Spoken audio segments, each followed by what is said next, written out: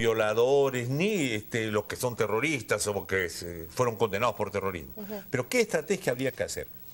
La estrategia normal en un sistema democrático. En un sistema democrático yo puedo pensar tal cosa, ¿no es cierto? Está bien, pues piensa tal cosa. Yo no puedo decirle, porque tú piensas tal cosa, no puedes ser funcionario, no puedes trabajar. No, pues, esa es una persecución política, ideológica, que lo que hace es los victimiza. Entonces ellos dicen, por la manera como yo pienso, me impiden que haga tal cual cosas, ¿no? No es que ellos toman la opción, entonces voy a dejar de pensar así, claro, sino al contrario, por algo temen la manera que yo pienso. Nos temen. Y nos temen porque sus intereses son contrarios a los nuestros. Y los intereses de ellos representan a los ricos, nosotros representamos a los pobres. Y se fortalecen, ¿no? Se fortalecen. Ahora, entonces tendría que ser una batalla de ideas, ¿no? Una batalla de ideas políticas. La democracia debe saber defenderse. Ahora, ahí tenemos otro problema, ¿no? Porque tenemos una crisis de partidos políticos, tenemos una crisis de ideales, de ideas políticas. Entonces, ¿qué partido, desde qué facción, desde qué lado se podría combatir estas ideas? Con política.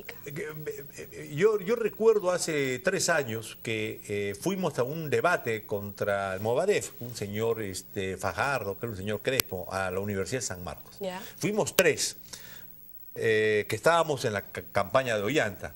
Alberto Adriancé, Isabel Coral, que es una yacuchana que ha trabajado mucho el tema, y yo. Y por orden del gobierno se cerró el aula de la polémica, que no haga polémica.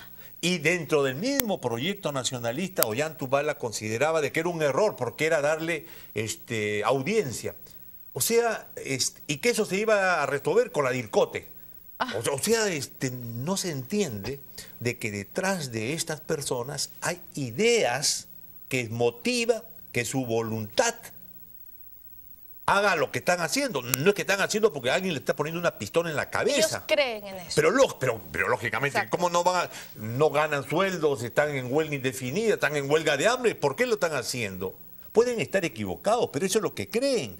Entonces, ¿cómo es que no se puede combatir eso? ¿Por qué? Porque hay otras fuerzas políticas, ¿no es cierto?, democráticas. ¿Por qué el mensaje de las otras fuerzas políticas democráticas no convence a los profesores de las provincias y sí los convencen las ideas del Movadef? O sea, ese es un elemental criterio democrático. Tiene que haber competencia de ideología. No tenerle miedo al Movadef. No discutir con el Movadef es tenerle miedo. No dialogar con el Movadef es tenerle miedo, decirle, no, contigo no puedo. Ahora, no se trata solamente de ideología, ¿no?, sino también de la presencia del Estado, que es lo mismo que pasa en el BRAEM, por ejemplo, ¿no? ¿Cómo hacemos para que los quispe palominos no capten más gente? Pues poniendo escuelas, poniendo postas de salud, ¿no?, con la presencia del Estado. En este caso, por ejemplo, no se trata solamente también de hablarles y de hablarles de nuestra ideología y de política, sino también que vean cambios, ¿no?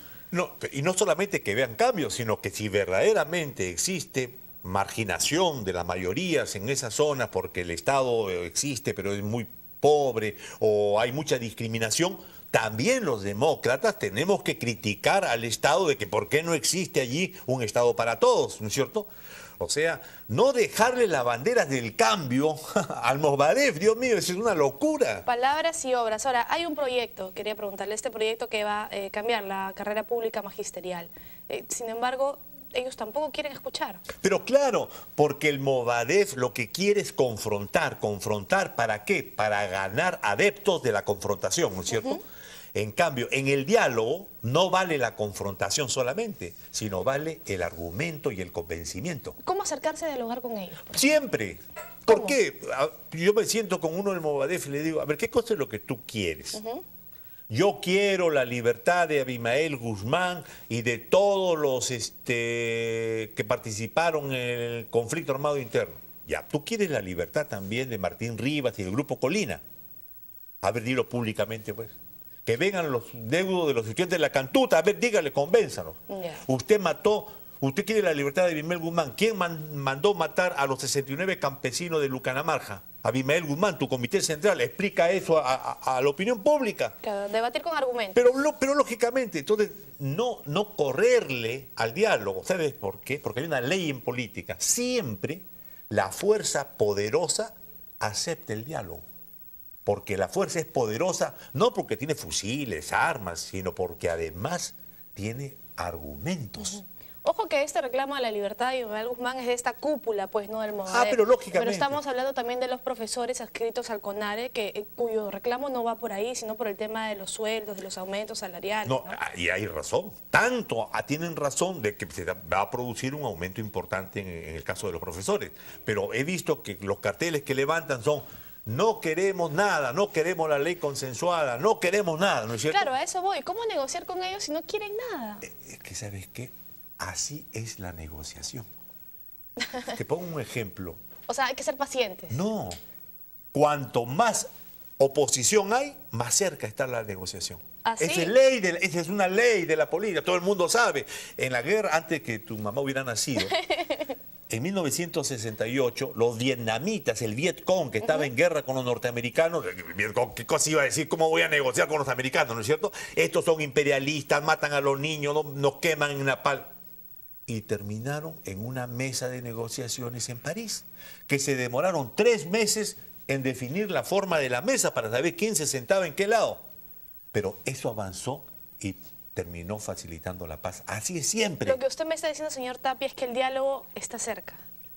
Yo creo que si no se cometen errores garrafales y si el Estado no insiste en el diálogo como una opción viable para resolver el problema, lógicamente que le vas a hacer el juego al Movadef.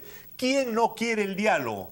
Es el Movadef. Ahora, pero ¿es posible impulsarlo al diálogo? Sí. Pero el Ministerio de Educación, por ejemplo, está pidiendo, para retomar el diálogo, pues los profesores tienen primero que hacer un deslinde con el Movadef, en segundo lugar regresar a las aulas porque los alumnos están perdiendo clases. ¿Esas condiciones no son buenas también? No, primero, deslinde con el Movadef. ¿Y por qué va a ser deslinde? ¿Acaso está prohibido ser Movadef? ¿Están metiendo presos a lo del Movadef? Pero digamos... Pues, ¿por qué? Lo que están diciendo es que detrás de estas protestas violentas, lo que usted me dice, están tomando la sede en Ayacucho, el intento de toma del aeropuerto de Juliaca, lo que dice es que detrás de todo esto, ahí sí está el Movadef. Entonces tienen que deslindar con estos hechos de violencia. ¿Y detrás del Espinar quién estaba? ¿Por qué no se metieron presos? ¿Y detrás de Cajamarca por qué no se meten? No, pues es que es un error creer la radicalidad protestataria. No puedes tú decírsela al Movadef porque lo fortaleces. Ya, entonces... Al contrario, decirle... Para usted hay que sentarse a negociar con el CONARE SUTEP en los sitios sin ninguna donde... condición. No, siempre una negociación supone que tú reconozcas al otro que él parte de cierto punto de vista, pues él cree tal cosa, ya, yo me siento. Pero el diálogo es un mecanismo democrático central. Sí, claro, y es la mejor opción. Pero claro, tú no puedes descalificar, digo, el diálogo es central, pero contigo no dialogo. Entonces la consecuencia de eso es, no dialoga, ¿por qué? Porque está prohibido que seas lo que eres. Entonces métalo preso, pues. Métalo preso, pero no es cierto. Si está prohibido, ¿cómo se llama? Si no le das los mismos derechos ciudadanos a los del Movadef, mételos presos. Lo que yo le digo es cómo, o sea, ¿qué señal va a dar el gobierno, por ejemplo, si se sienta a negociar con el CONARE SUTEP, que toma el aeropuerto de Juliaca, que toma sedes públicas, que realiza actos de violencia, que están en huelga y no van a clases, que tiran huevos a la puerta del ministerio? Entonces, ¿no sería una señal de debilidad, en todo caso, no exigir primero que ellos cumplan su parte en dejar de este tipo de actos y bueno, pues nosotros también nos sentamos a conversar? Pero y con los mineros informales, ¿cómo se llama? Igualito decían, yo no converso con ustedes si no bloquean, si no terminan de bloquear la cartera. Yo entiendo que hay diferentes situaciones, pero en esta en particular. Primero que el Estado no está negociando con el CONARE. Pero lógicamente, ¿por qué vas a negociar a nivel nacional? Negocia donde existen. En Huancavelica están haciendo eso, hay que conversar. Pues. En Ayacucho están haciendo eso, hay que conversar. Y al contrario, parte de su conversación y del diálogo es decirle, ¿por qué quieres tomar tú el aeropuerto de Juliaca? No, es que no le han preguntado primero por qué, ya lo hicieron. Pero es porque no ha habido diálogo, ¿ves? Porque si tú dices, ¿sabes qué? Vamos a ver, ¿qué cosa es lo que tú quieres? ¿No es cierto? ¿Cuáles son tus razones?